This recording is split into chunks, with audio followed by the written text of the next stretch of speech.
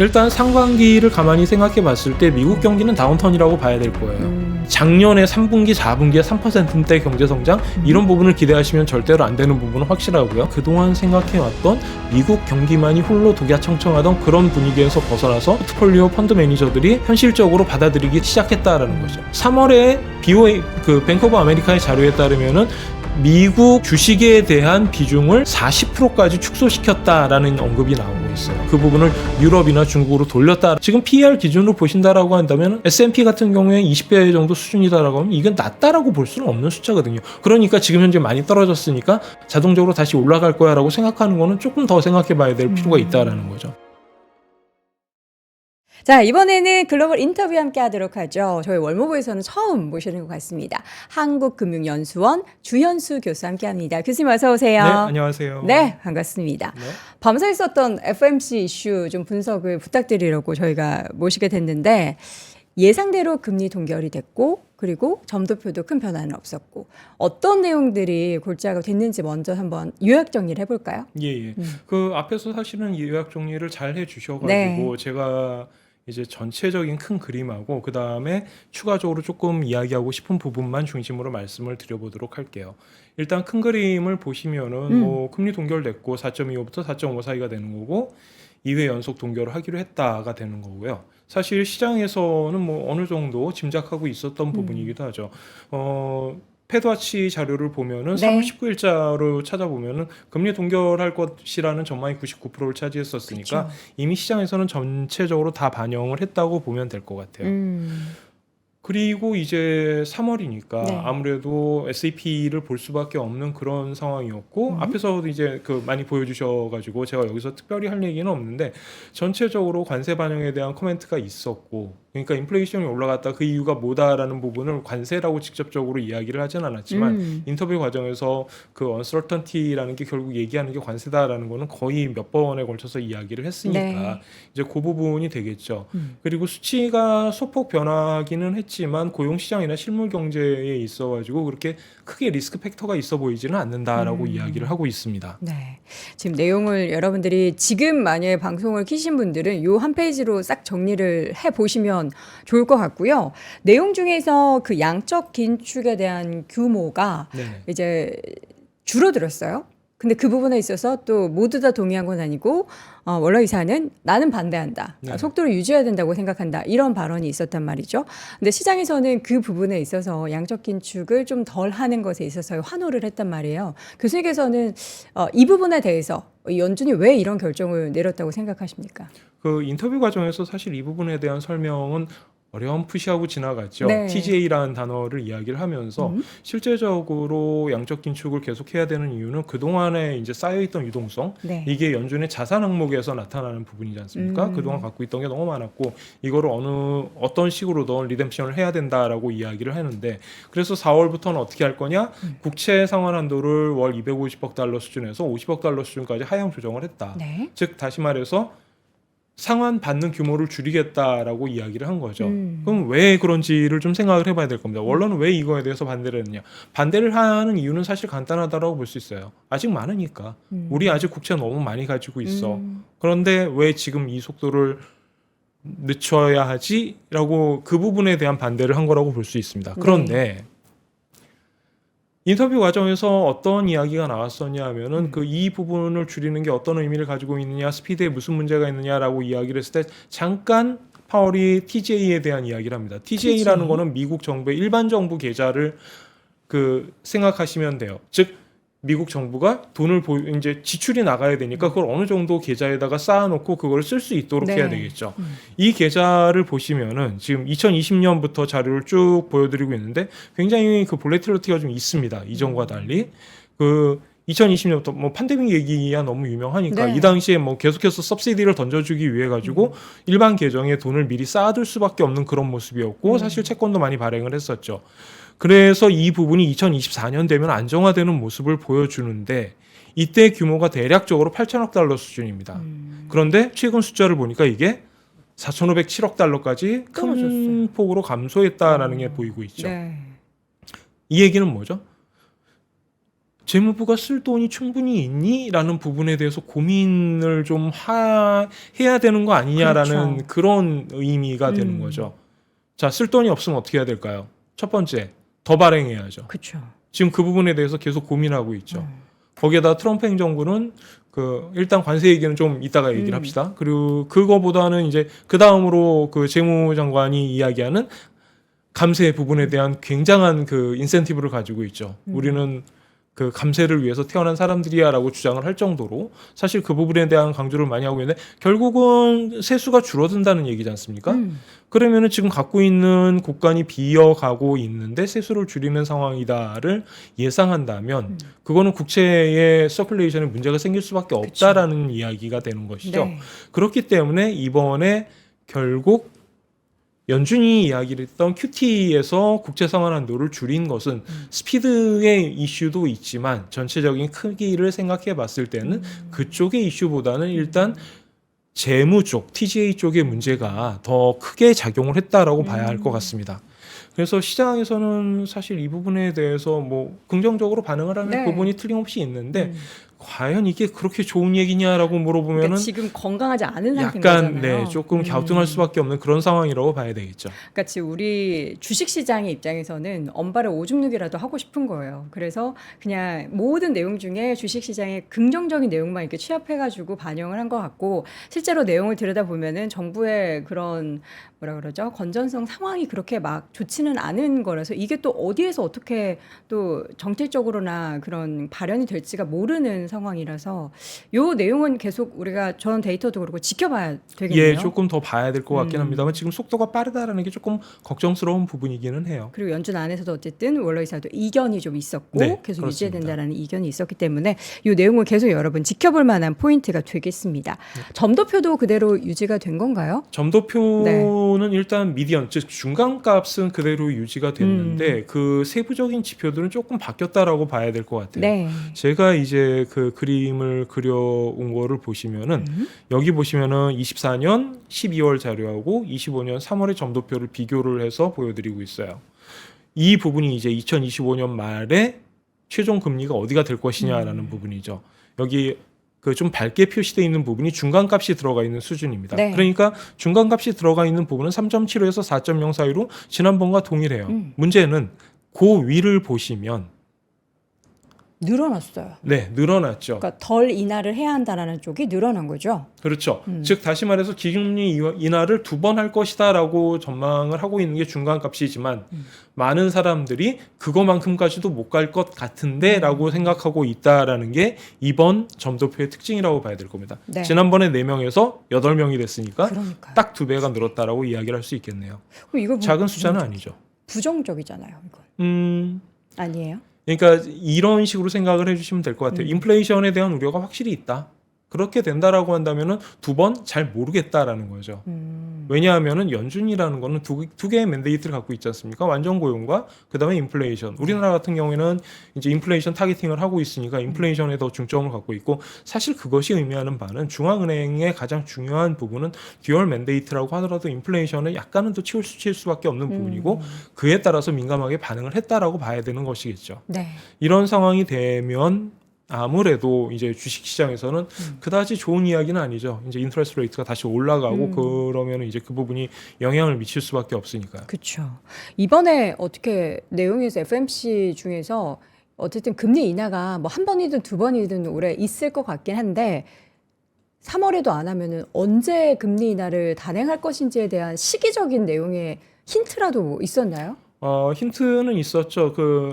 뭐라고 표현했냐면 인터뷰 과정에서 5월에 금리 인하의 가능성이 있느냐라고 생각하십니까? 라고 물어봤더니 일단 데이터 디펜던트 이야기를 먼저 해주고 그러니까 지금 데이터로는 우리는 무슨 얘기를 할 근거는 없다. 다만 지금 상황에서 we are not in a hurry라고 이야기를 했어요. 즉 다시 말해서 지금 당장 서두를 필요는 없다라고 생각한다라는 거죠.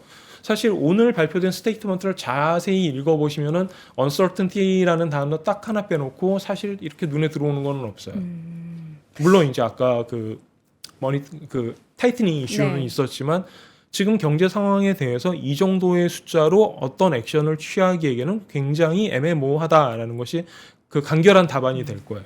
여기에서도 마찬가지라는 거죠. 5월까지 숫자가 바뀌면 우리가 고려를 해보겠지만 지금 상황이 그대로 유지된다라고 한다면은 추가적인 금리 인하가 5월에 있을 거라고는 별로 생각하지 않는다라는 얘기가 되는 것이죠. 이번 또 파월 의장의 발언 중에서 그 관세 영향이 수개월 내에 반영이 될 것이다. 그 수개월이 뭐 2달인지 3달인지 우리는 명확하게 알 수는 없지만 뭐 한두 달 정도가 한두 달 뭐 다음 달이면은 뭐 나올 겁니다라는 내용이 없었기 때문에 그러면 수개월 정도라고 하면은 뭐 예를 들자면 3개월이라고 했을 때 결정을 미리 선제적으로 하지 않는 연준의 지금 스탠스라면 2분기 중에 금리 인하는 좀 어려울 수도 있겠네요. 그렇게 볼 수도 있을 겁니다. 지금 그 페드와치 자료를 보시면은 5월에 금리 인하 전망이 19.9%로 나오고 있고요. 네. 그 다음에 6월에 금리 인하 전망이 50.9%로 나오고 있어요. 네. 그러니까 6월에는 가능할지도 몰라가 절반 정도라는 거죠. 이게 숫자가 조금 떨어지고 있는 그런 추세입니다. 제가 마지막으로 봤을 때는 55, 56 정도 수준이었는데 6월에 금리 인하 수준이 조금 더 내려가는 그런 모습을 보이고 있는 거죠. 그래서 전체적으로 본다라고 한다면 지금 연준 입장에서 금리 인하에 무리하게 다가가고 싶지는 않다라는 거죠. 왜 그런지 좀 간단하게 생각을 해보면 아까 지금 관세 얘기 이야기하고 이 관세가 어느 정도 반영되었느냐라는 말씀을 주셨는데 일단 관세 입장에서 봤을 때 내가 나가는 거야 아니면 안 나가는 거야도 사실 확실하지 않죠. 우리가 제일 처음에 트럼프 행정부가 관세에 대한 이야기를 꺼내고 첫 번째 타겟은 캐나다하고 멕시코였어요. 네. 그리고 이 부분은 여전히 지금 딜레이 되고 있죠. 그쵸. 지금은 4월 2일까지 지연이 돼 있는 상황이고 반드시 4월 2일에 하겠다라고 이야기를 했지만 트럼프 대통령이 인터뷰하는 과정을 가만히 살펴보면은 관세라는 게 어떤 어저스먼트를 하기 위한 툴이다라는 거를 상당히 많이 강조를 하고 있습니다. 결국 이 얘기는 뭐냐면은 관세가 매겨진다라면 얼마나 매겨질지 잘 모른다라는 얘기죠. 심지어 4월에 가능할까? 4월에 가서 우리 다시 한번 더 생각해 보자. 네. 라고도 얘기할 수 있는 거니까요. 그쵸. 그래서 이런 부분에서는 조금 쉽지 않고 그다음에 조금 흥미로운 점은 재무장관이 지금 다른 이야기를 하기 시작했다라는 거죠. 재무장관이 이야기를 하는 거는 지금은 관세보다는 감세이다. 감세. 네, 이런 이야기를 하기 시작하면서 이제 대규모의 구조조정과 관련된 효율화 이슈들 이런 부분에 대한 이야기를 하고 있는데 어떤 의미에서 이 두 가지는 조금 다른 측면의 움직임이기 때문에 이런 식으로 관세에 대해서 확정적으로 이야기를 하는 건 굉장히 어려운 상황이고 그런 상황에서 연준이 정치적인 액션에 대해서 너무 빨리 반응하는 거는 나름대로의 위험이 존재할 수 있다라는 거죠. 예를 들어서 관세 때문에 인플레이션이 생길 것 같아요. 그러니까 저희는 선제적으로 금리를 인상하겠습니다. 라고 이야기를 해서 인상을 했는데 우리 관세 안 할 건데 라고 한다면은 그쵸. 완전히 엇박자가 나는 거죠. 눈치를 엄청 보고 있겠네요. 그렇죠. 서로 간에 그러니까 지금 현재 상황에서 연준이나 FOMC에서 기본적으로 어댑티브하게 즉 너희가 액션을 하면 우리가 그에 맞게 대응을 할게라는 그런 방향은 어쩔 수 없이 따라가야 되는 지금 상황에서는 가장 합리적인 방향이라고 볼 수가 있는 거죠. 그래서 오늘 내내 인터뷰에서 한 얘기는 결국 언설튼티가 존재하고 관세는 어느 정도 반영이 됐지만 그래서 결론은 우리는 숫자를 더 봐야 해라고 이야기를 하는 것이 그런 이유라고 생각을 하고 있습니다. 명확하게 그럼 우리들 입장에서는 지금 미국 정부가 관세를 언제 얼만큼을 매길 것인지에 대해서 명확한 그 시나리오가 없기 때문에 연준 입장에서는 그걸 보고 그리고 실질적으로 이 경기에 미치는 그 데이터들을 확인하고 결정할 수밖에 없어서 2분기 중에 금리 인하는 일단 물 건너간 것 같고 그게 이제 이루어진다면 두 번이 정말 점도표대로 이루어진다면 하반기 정도로 생각을 해야 될 것 같습니다. 최근에 나왔던 사실 뭐 PC나 이런 데이터들은 연준 입장에서는 그거는 과거 데이터야라고밖에 볼 수가 없는 거네요.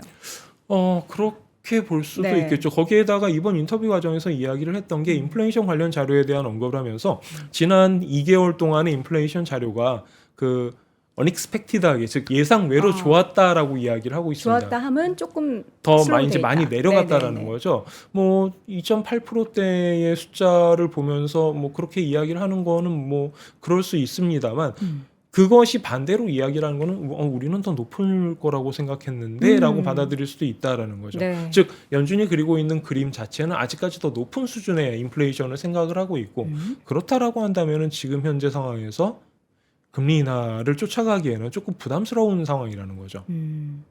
어떻게 이번에 보니까 전날에 FMC 이전이죠. 바로 직전 날에 트럼프 대통령이 보먼 이사를 부의장직으로 임명을 했거든요. 네. 이번에 부의장직을 이렇게 임명을 하고 하는 것에 대한 뭐 트럼프 대통령의 속내가 혹시 있을까요? 지금 행정적인 측면에서 계속해서 사람들을 인선하고 그다음에 더치해서 계속적으로 그 쳐내고 있는 그러니까 리셔플링하는 과정이라고 볼 수가 있을 겁니다. 네. 이게 뭐 하나하나에 그렇게 강력하게 어떤 의미를 부여하는 것보다는 지금 현재 큰 그림 자체가 어떻게 가고 있느냐라는 점을 좀 보시는 게 좋을 것 같아요. 그 아까도 잠깐 말씀드렸습니다만 지금 현재 이슈 관세를 언제까지 이슈를 끌고 나갈 것이냐라는 부분 여기에서 지금 베센트 재무장관이 이 부분에 대해서 약간 다른 방향으로 끌어내고 싶다라는 점 그다음에 이런 부분들과 러트닉 상무 같은 경우에는 이 아직까지 관세 쪽에 이야기를 더 하고 싶어 한다라는 점들 이런 부분을 생각을 하시면은 그 향후 인선 과정에서 어떤 부분으로 나타날 수 있을지 어떤 방향을 트럼프가 제시를 할지 그런 부분에 감을 잡는 데는 도움이 될 수가 있겠죠. 네. 지금 연준의 그 FMC 안에서의 속내는 우리는 잘 모르겠고 정부가 하는 거를 지켜보고 그걸 숫자로 나오면은 그때 우리는 액션을 취하겠다. 그러니까 지금 채팅창에서도 이번에도 선제적으로 대응하지 않아서 뭔가 발생하는 문제에 대해서 걱정을 하거든요. 말씀하신 것처럼 인플레이션이 올라가는 것을 걱정해서 금리를 인상하든지 아니면 반대로 경기가 혹시라도 뭐 관세나 이런 영향 때문에 꺾이는 것에 있어서 대비하기 위해서 금리를 인하하든지 뭔가 둘 중에 하나를 액션을 취하고 말을 했으면 좋겠는데 이것도 저것도 지금 아무것도 못하고 있는 연준이나요? 숫자가 그러니까요 라고 말씀을 드려야 되겠죠. 네. 그 우리가 이런 걱정을 하는 이유가 사실 그 아주 믿음직한 근거가 있죠. 너네 지난번에 잘못했잖아 라는 거죠. 2022년에 이제 인플레이션이 급격하게 오르기 시작했을 때 네. 이거 일시적인 거야. 우리 조금 기다리면 나아질 거야 라고 이야기를 했다가 그게 빠른 속도로 올라가고 유동성 컨트롤을 제대로 못 해가지고 결국은 10%대의 인플레이션을 보게 됐던 그런 뼈아픈 경험이 있는데 이번에도 그런 것이냐라고 물어본다면 그 제가 말씀드리고 싶은 거는 이거죠. 아까 그 파월이 인터뷰 과정에서 얘기했던 두 번의 unexpected한 인플레이션 자료들이 좋았단 말이에요. 낮은 수준이었죠. 그런데 여기에서 금리 인상을 해야 하느냐? 그러면은 그것도 이상하죠. 하지만 정치적으로 봤을 때 관세라는 거는 거의 모든 경제학자들이 동의하듯이 인플레이션을 유발하는 그런 요인을 갖고 있습니다. 경기에 대한 자, 자료 관세 볼까요? 지금 슬라이드 하나 보여주시면은 네. 그 이게 이제 OECD에서 분석한 자료인데요. 관세가 인플레이션에 미치는 영향이라고 해서 관세를 10% 정도 추가적으로 인상을 했을 때 3년간 연평균으로 인플레이션이 얼마나 상승하느냐를 봤을 때 글로벌하게는 0.38% 포인트. 그 다음에 OECD 기준으로 0.36% 포인트. 그러니까 약 3% 4% 정도라고 생각을 하시면 될 거예요. 그다음에 미국 같은 경우에 0.6%를 넘어서고 있죠. 인플레이션이 확실히 그 관세 자체는 인플레이션에 확실히 영향을 준다라고 그렇죠. 여기에 제시를 하고 있는 거죠. 연준이 고민하고 있는 거는 이거예요. 지금 현재 2% 후반, 3% 초반이라고 생각을 했을 때 이 숫자가 안정적인 숫자냐? 라고 한다면 만약에 정말 안정적이 이 정도라면은 그 다음에 문제는 이게 나올 거예요. 타겟은 2%인데 예전에 이 갭은 도대체 왜 안 줄어드는 거니? 라고 이제 이야기를 하겠죠. 그게 첫 번째 이슈고 두 번째 네. 관세하면은 3년 동안 연평균에서 0.6, 0.7인데 그러면은 3년 동안 2.1%포인트만큼의 인플레이션 상승 압력이 있다라는 거죠. 네. 높다라는 거예요. 더 올라갈 수 있다라는 거죠. 이런 uncertainty가 존재하는 과정에서 이거를 가지고 우리가 여기서 금리를 낮춰줄게. 왜? 지금 실물 경기 안 좋아지고 있잖아. 2025년에 1.7% 정도 경제 성장이 멈출 것 같아. 그다음에 GDP 나우캐스팅 자료 보시면은 지금 1분기 마이너스 1.8 이야기를 하고 있죠. 좀 섬찟한 이야기입니다. 그런 식의 이야기를 하면서 리세션에 대한 이야기들도 나오고 있고 그런 과정에서 우리가 인플레이션 때문에 금리를 올려야 하지만 실물 경기를 보니까 아니야 금리를 낮춰야 돼라고 갈팡질팡을 하는 부분이라기보다는 인플레이션에다가 이런 상황을 줬을 때 그래 그럼 이게 맞다라고 가정해 보자 그렇다라고 한다면 너희가 액션을 그런 식으로 취한다라고 한다면 그때까지는 우리가 기다려줄 수 있어라는 이야기가 된다라는 것이죠. 교수님께서는 지금 상황 미국 지금 대선 끝나고 나서 취임하고 나서의 상황을 쭉 봤을 때 미국이 경기 침체라는 단어가 떠오를 만큼 위기가 생길 거라고 생각하세요? 저는 개인적으로 그 정도까지 생각하지는 않습니다. 2025년에 1.7% 정도를 이야기를 하고 그 정도의 경제 성장률이 경기 침체냐라고 물어보면 사실 조금 이렇게 머리를 긁적긁적 할 수밖에 없는 그런 이야기가 되는 거죠. 그냥 교과서적인 측면에서 이야기를 한다면 아니 뭐 마이너스가 가는 것도 아니고 경기 침체의 정의는 기본적으로 2분기 연속 뭐 마이너스 성장 네. 이렇게 그냥 간단하게 이야기를 한다고 하더라도 그 정도는 아니지 않니라고 이야기를 할 수 있다라는 것이죠. 다만 포인트는 지금 현재와 같이 왜 언설틴티가 커졌냐라고 한다면 지금은 행정부가 조정되고 있는 과정이에요. 트럼프 정부는 나름대로의 어떤 정책을 가지고 있고 그 정책들에서 첫 번째로 제시된 관세, 그 다음에 디폴테이션 같은 것들은 전부 다 인플레이션에 악영향을 미칠 수밖에 없는 그런 요인들이고 실물 경제를 본다고 하더라도 실물 경제에 악영향을 미칠 수밖에 없는 그런 이야기가 되는 거죠. 오늘 인터뷰 과정에서 흥미로운 이야기가 하나 나왔었는데 UCLA의 이제 앤더슨에서 그 2025년 포캐스팅을 하면서 리세션의 가능성이 높아지고 있다라고 이야기를 하는데 그 리서치의 제목을 보면 어떻게 돼 있냐면은 트럼프 행정부가 지금 제시하고 있는 카드들이 fully enacted 된다라면 즉 모두 다 그 실제 행정 과정에서 적용이 된다라고 한다면 그 리세션이 올 것이다라고 이야기를 하고 있어요. 반대로 이야기를 한다면은 그 정도까지 강력하게 밀어붙이지 않는다라고 한다면 리세션의 개연성은 조금 더 낮을 수도 있을 것이다가 뭐 그런 식으로 해석을 할 수도 있는 거겠죠. 지금 많은 경제를 보는 관측자들이 이 부분에 대해서 혼란스러워하고 사실 전망을 할 때에도 굉장히 보수적으로 전망을 하는 모습들을 보여주고 있는 게 이런 부분입니다. 가지고 있는 그 블록들은 다 그쪽을 이야기를 하고 있어요. 스태그플레이션에 대한 이야기를 하고 있어요. 하지만 지금 현재 숫자와 제시되고 있는 어떤 전망치들을 봤을 때 그 정도까지는 아닐 거야라고 기대를 한다라는 거죠. 그럼 여기에서 가장 큰 포인트는 가장 큰 요인은 뭐가 되느냐? 그러면은 트럼프 행정부가 지금 제시하고 있는 이 정책들이 얼마나 심각하게 실행이 될 것이냐 이 부분을 봐야 된다라는 것이죠. 얼마나 될지 안 될지를 모르니까 우리가 지금 그런 거죠. 걸음 예, 뒤에서. 이제 하나하나씩 클루를 예. 찾아가 보는 수밖에 없어요. 그래서 아까 관세에 말씀드릴 때 이거 그래서 결론이 뭔데?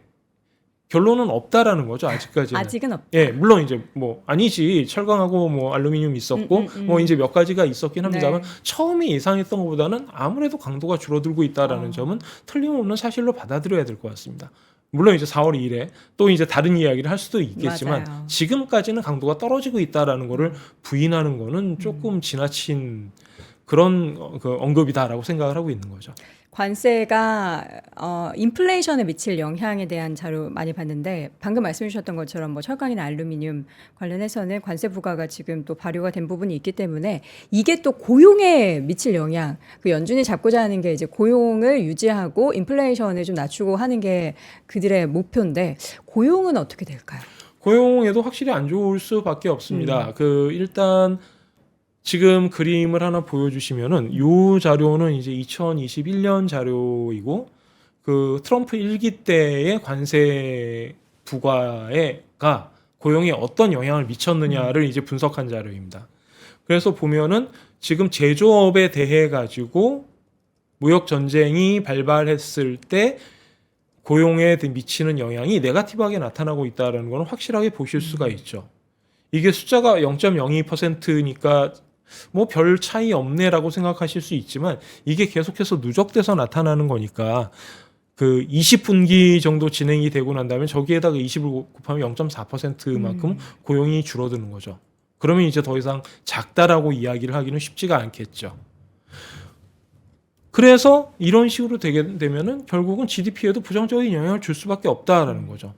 그럼 누가 영향을 많이 받느냐? 흥미롭게도 멕시코, 미국, 캐나다 순으로. 멕시코가 가장 큰 타격을 받는군요. 아무래도 이제 그 관세에 의해서 직접적으로 최종 생산물을 넘기는 과정이다 보니까 이쪽에는 크게 영향을 받을 수밖에 없겠죠. 하지만 미국도 못지않게 받을 것이다. 네. 그 부분은 거의 확실하게 모든 사람들이 인정을 하고 있는 그런 방향이라고 봐야 될 겁니다. 네. 지금 국채 상황도 한번 점검을 해보도록 하겠습니다. 이 금리 결정 이후에 국채 시장의 움직임은 어떻게 좀 반응을 했을까요? 지금까지는 이제 그 단기물에 대한 하락 압력이 있었고 네. 장기물은 약간 상승하는 최근 들어서는 조금 이제 개선되는 모습을 보이고 있습니다만 24년 하반기부터 25년 초반까지는 아무래도 올라가는 모습이었어요. 계속해서 그 미국 경제는 다르다라는 그런 부분이 있었던 거죠. 근데 이제 그것이 최근에 둔화되기 시작하는 모습을 보이면서 실제로 실물 경기가 그만큼 좋지 않은 것 같다라고 이야기를 하는 거죠. 다만 여기에서 이제 제가 말씀드리고 싶은 부분은 이 노미널한 그 일들을 봤을 때 여기 지금 주황색 그림을 보시면은 이 부분이 뭘 얘기하는 거냐면은 그 10년 향후 10년간의 기대 인플레이션이 어느 정도 될 것이냐라는 이야기를 하고 있는 거예요. 그런데 이 숫자가 굉장히 안정적인 모습을 보여주고 있었죠. 즉 2%대에서 굉장히 안정적인 모습을 보여주고 있었기 때문에 노미널한 저 10년물의 수익률이 네. 크게 변화하지 않은 거 아니냐라고 이야기를 할 수도 있다라는 거예요. 만약에 기대 인플레이션이 올라가는 모습을 보인다면 그렇다라고 한다면 실질금리가 그대로 유지된다고 하더라도 USD 10년물은 더 올라갈 가능성이 있다. 두 번째, 아까 말씀드렸습니다만 2024년에 지금 재정 적자가 약 6.4% GDP의 6.4% 정도로 예상이 되고 있는데 이 부분이 점점 더 커질 것이다라고 생각을 하고 있어요. 그렇다라고 한다면은 아무래도 장기채의 금리는 상승할 가능성이 있다라고 봐야 되는 것이죠. 이 두 가지가 가장 큰 팩터라고 봐야 될 겁니다. 저희가 시간이 많이 남지 않은 관계로 교수님께 결론을 여쭤보겠습니다. 네. 월가에서도 그렇고 이제 우리 시장 참여자분들도 그렇고 미국 주식에 대한 투자의 방향성이나 앞으로에 대한 전망이 엇갈리는데 교수님이 생각하시는 미국 경기의 앞으로의 흐름이나 주식의 흐름은 어떻게 좀 예상을 하실까요? 일단 상반기를 가만히 생각해 봤을 때 미국 경기는 다운턴이라고 봐야 될 거예요. 이게 뭐 마이너스 성장률 뭐 이 부분까지는 조금 너무 심하게 보는 거 아니야라는 부분이 있겠지만 네. 작년에 3분기, 4분기에 3%대 경제 성장 이런 부분을 기대하시면 절대로 안 되는 부분은 확실하고요. 네. 그러다 보니까 그동안 생각해왔던 미국 경기만이 홀로 독야청청하던 그런 분위기에서 벗어나서 3월부터는 포트폴리오 펀드 매니저들이 현실적으로 받아들이기 시작했다라는 거죠. 미국 AI? 그동안 너무 많이 오른 것 같은데? 그래? 그러면은 저쪽이 경제 성장률이 조금 개선된다라고 한다면 특히 독일 같은 경우에는 이제 뭐 재정 적자에 대한 제한을 풀어버리고 이런 부분이 있었기 때문에 어떤 기대감이 많이 올라왔단 말이죠. 네. 그렇기 때문에 실제적으로 리밸런싱을 하는 모습들을 보여주고 있고 3월에 BOA 그 뱅크 오브 아메리카의 자료에 따르면은 미국 주식에 대한 비중을 40%까지 축소시켰다라는 언급이 나오고 있어요. 그래서 그 부분을 유럽이나 중국으로 돌렸다라는 이야기들이 나온다라는 거죠. 그만큼 그에 따라 가지고 지금 3월에 우리가 보고 있는 미국 시장의 급격한 하락이 그것을 반영하고 있다라고 볼 수도 있는 것이죠. 네. 그러면은 이러한 것들이 계속해서 유지된다라고 한다면 그다음에 두 번째 미국 기업들의 어닝이 기대하고 있는 것만큼 나타나지 않는다라고 한다면은 사실 이 지금 숫자가 완전히 저평가되어 있는 숫자냐라고 한다면 조금 고민을 해봐야 된다라는 거죠. 지금 PER 기준으로 보신다라고 한다면 S&P 같은 경우에 20배 정도 수준이다라고 하면 이건 낮다라고 볼 수는 없는 숫자거든요. 물론 높다라고 이야기를 하는 것도 아닙니다만 그러니까 지금 현재 많이 떨어졌으니까 자동적으로 다시 올라갈 거야라고 생각하는 거는 조금 더 생각해봐야 될 필요가 있다라는 거죠. 미국 주식이 지금 고점 대비해서 한 10% 정도 조정을 보이면서 조정장에 진입을 했단 말이죠.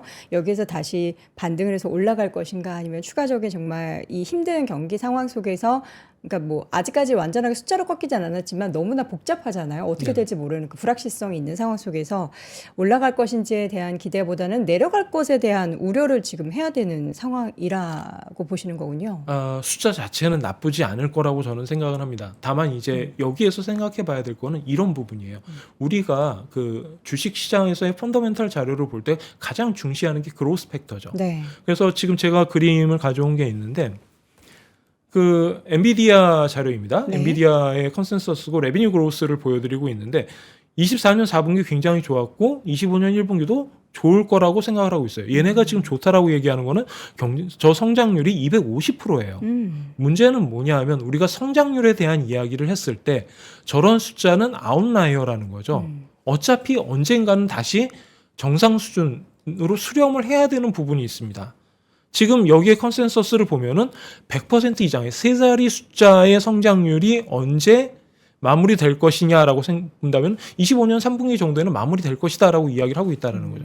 이게 엔비디아의 레비뉴가 커 나가는 게 줄어들 것이다라고 얘기하는 게 아니라는 데 네. 문제가 있는 거죠. 엔비디아는 계속 성장할 거예요. 아까 앞에 분 말씀하셨던 것처럼 계속 뭐 여러 가지 좋은 요소들도 있고 그렇기 때문에 계속해서 성장될 부분들이 있어요. 다만 그 속도가 우리가 지금 보는 숫자보다는 굉장히 낮은 숫자일 개연성이 있다.